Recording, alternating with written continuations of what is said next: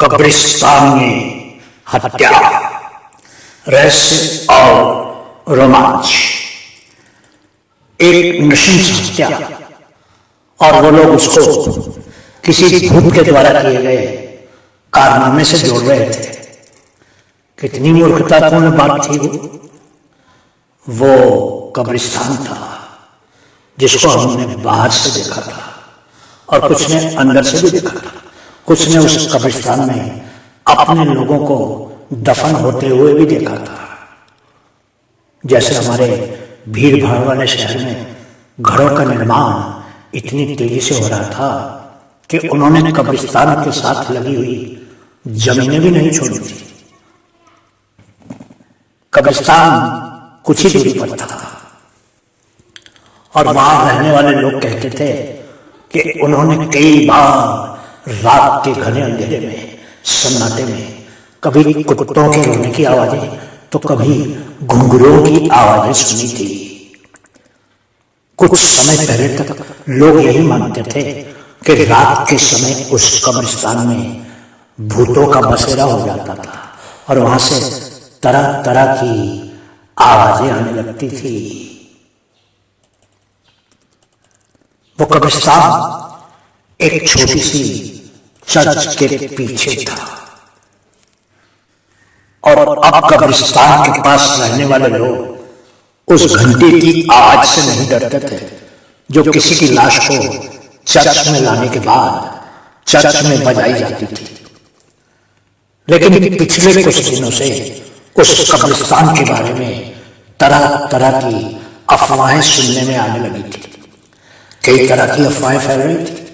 लोग बातें करने लगे थे कि कब्रिस्तान के प्रांगण में रात के अंधेरे में परछाइयां चलती हुई दिखती थी और रात को सन्नाटे में कुत्तों के रोने और चीखने की आवाजें आती थी।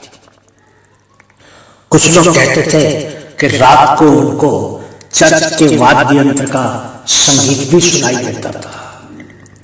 हालांकि चर्च का मुख्य दरवाजा बाहर से बंद होता था, लेकिन उन अफवाहों के कारण छोटे छोटे चोरों ने उस इलाके से दूर रहना शुरू कर दिया था, क्योंकि वो चोर भी भूतों से डरने लगे थे।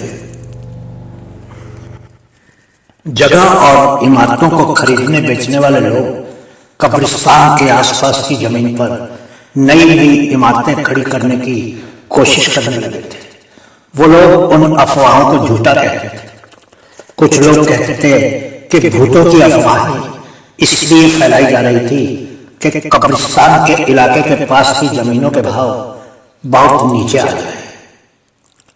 वो हमारे शहर के दक्षिणी पूर्वी भाग में एकमात्र कब्रिस्तान था और वहां हर दिन ही एक या दो लाशें दफनाई जाती थी। इसलिए लोगों ने उन अफवाहों पर आसानी से विश्वास करना शुरू कर दिया था। अब उस हत्या ने लोगों को लगभग यकीन ही दिला दिया था कि उस कब्रिस्तान में भूत थे। हालांकि पुलिस वाले भी आए थे, पर कुछ पुलिस वाले भी ऐसे जिनको ये विश्वास होने लगा था कि उस हत्या में भूतों का हाथ था।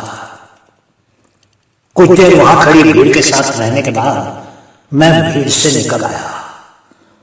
तभी मैंने उसको भी भीड़ से बाहर आते देखा।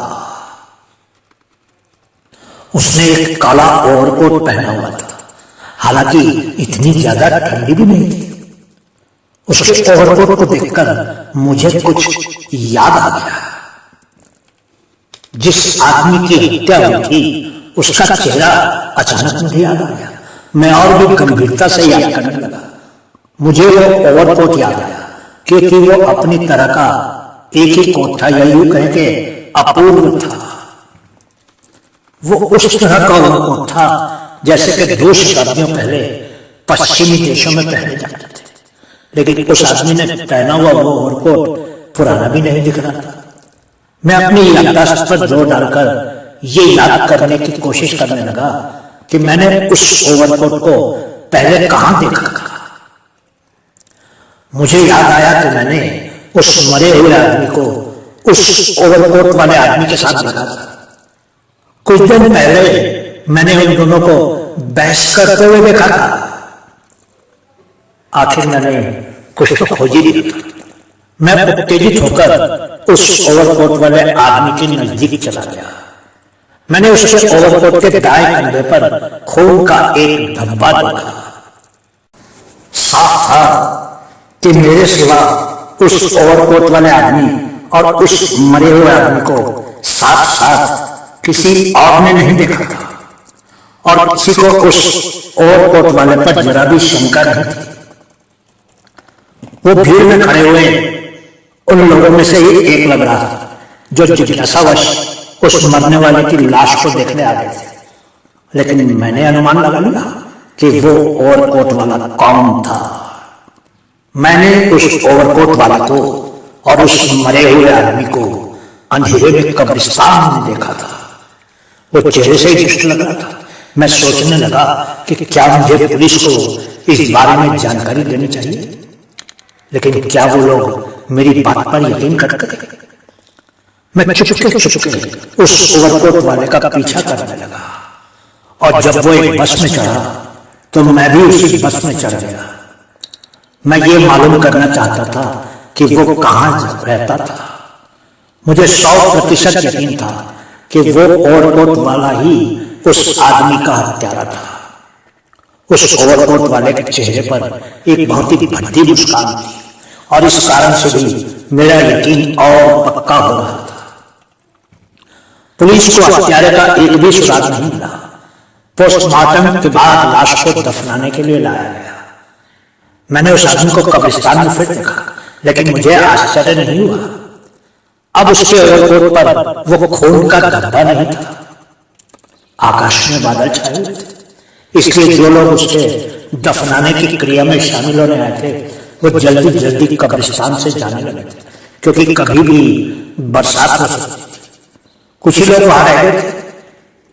वो ओवरकोट वाला आदमी कुछ देर तक कब्रिस्तान के प्रांगण के बाहर जाकर खड़ा रहा।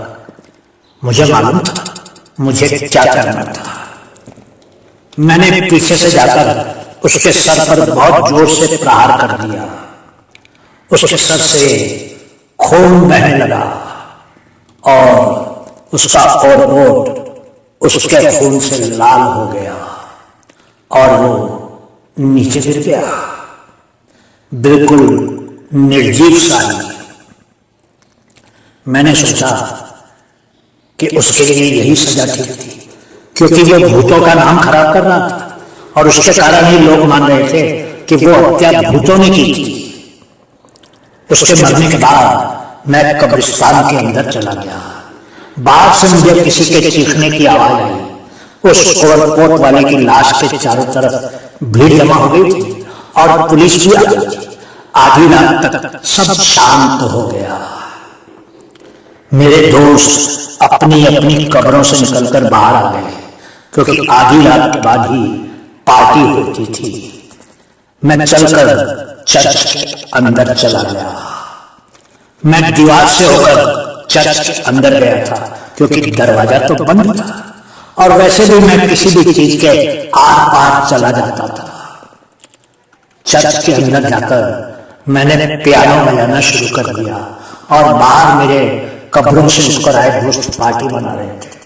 करीब 4 घंटे के बाद मैं चर्च से बाहर आया और फिर से अपनी कब्र में जाकर सो गया।